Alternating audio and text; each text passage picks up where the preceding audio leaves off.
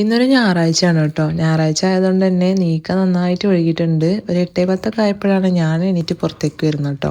അങ്ങനെ നേരെ അടുക്കളയ്ക്ക് പോയപ്പോൾ ബ്രേക്ക്ഫാസ്റ്റിനുള്ള മാവൊക്കെ കുഴച്ച് വെച്ചിട്ടുണ്ട് കേട്ടോ. പൂരിക്കുള്ള മാവാണ്. അപ്പോൾ അത് റെസ്റ്റ് ചെയ്യാൻ വെച്ചിരിക്കുകയാണ്. ഇവിടെ ഇപ്പോൾ ഞങ്ങൾ രണ്ടുപേര് മാത്രമേ ഉള്ളൂ കേട്ടോ. അതായത് ഞാനും എൻ്റെ ഹസ്ബൻഡിൻ്റെ അനിയൻ്റെ വൈഫും. ഞങ്ങളുടെ നാട്ടിൽ ഇളയിച്ചി എന്നൊക്കെ പറയും കേട്ടോ. അപ്പൊ ഇന്നത്തെ ബ്രേക്ക്ഫാസ്റ്റ് എന്ന് പറയുന്നത് പൂരിയും സ്റ്റൂ ഉണ്ടാക്കാണ് കേട്ടോ. കിഴങ്ങും ഉള്ളിയൊക്കെ വെച്ചിട്ട് സ്റ്റൂ ഉണ്ടാക്കാണ്. അപ്പൊ ഞങ്ങള് രണ്ടുപേരുമാണ് കേട്ടോ കുക്ക് ചെയ്യണത്. അവള് പൂരി ഉണ്ടാക്കുന്നുണ്ട്, ഞാൻ പിന്നെ സ്റ്റൂ ഉണ്ടാക്കും. അങ്ങനെ ബ്രേക്ക്ഫാസ്റ്റ് ഒക്കെ റെഡി ആയിട്ടുണ്ട്. പൂരിയൊക്കെ നല്ല അടിപൊളിയായിട്ട് തന്നെ വന്നിട്ടുണ്ട്.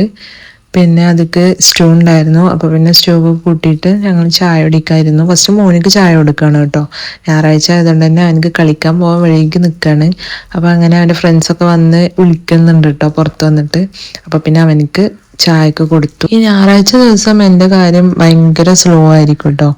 സത്യം പറഞ്ഞാൽ നമുക്ക് മാത്രമുള്ള ഈ അവധിയൊന്നും ഇല്ലാത്ത എല്ലാ ജോലിക്കാർക്കും ഒരു സൺഡേ എങ്കിലും ചിലപ്പോൾ ലീവ് ആയിരിക്കും കേട്ടോ. നമുക്ക് പിന്നെ എല്ലാ ദിവസവും ഒരേപോലെയാണ്. നമുക്ക് ലീവും ഇല്ല, ശമ്പളവും ഇല്ല. പറയുന്ന ഒരു കാര്യം എന്താണെന്ന് വെച്ചാൽ നമ്മൾ സ്വയം ഒരു അവധി പ്രഖ്യാപിക്കണം കേട്ടോ. ഞാനൊക്കെ സൺഡേ എന്ന് പറയുമ്പോൾ ഭയങ്കര സ്ലോ ആയിട്ട് കാമായിട്ട് പോകും. അല്ലാത്ത സമയങ്ങളിലും എനിക്ക് റെസ്റ്റ് എടുക്കണം എന്ന് തോന്നുമ്പോൾ ഞാൻ റെസ്റ്റ് എടുക്കുക തന്നെ ചെയ്യും കേട്ടോ. ഈ റെസ്റ്റ് എടുക്കാന്ന് പറയുന്നത് വെറുതെ സമയം കളയേ അല്ലെങ്കിൽ മടിച്ചിരിക്കുക അങ്ങനെ ഒന്നല്ല.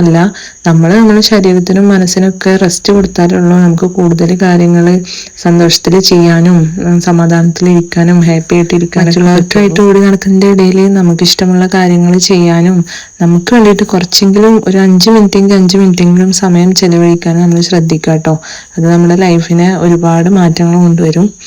അപ്പൊ നമുക്ക് നല്ല അടിപൊളി മീൻ കിട്ടിയിട്ടുണ്ട് കേട്ടോ. അതിനെ കാണാൻ തന്നെ നല്ല ഭംഗിയാണ്. ഞങ്ങൾ കുറേ നേരം അങ്ങനെ നോക്കി നിന്നു കേട്ടോ.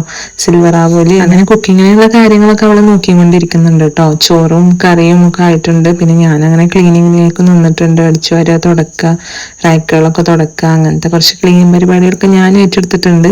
ഞങ്ങൾ കുക്കിംഗ് ഒരാളും ക്ലീനിങ് ഒരാളും അങ്ങനെയാണ് ചെയ്യാറ്. അത് അങ്ങോട്ടും ഇങ്ങോട്ടും ചില ദിവസങ്ങളിൽ മാറ്റങ്ങൾ വരും. അങ്ങനെ പണികളൊക്കെ തീർത്തിട്ട് ഒന്ന് ഫ്രഷ് ആയി ഫുഡൊക്കെ കഴിച്ചു കേട്ടോ. അപ്പൊ എന്തായാലും ഇന്നത്തെ വീഡിയോ ഇത്രയുള്ളൂ.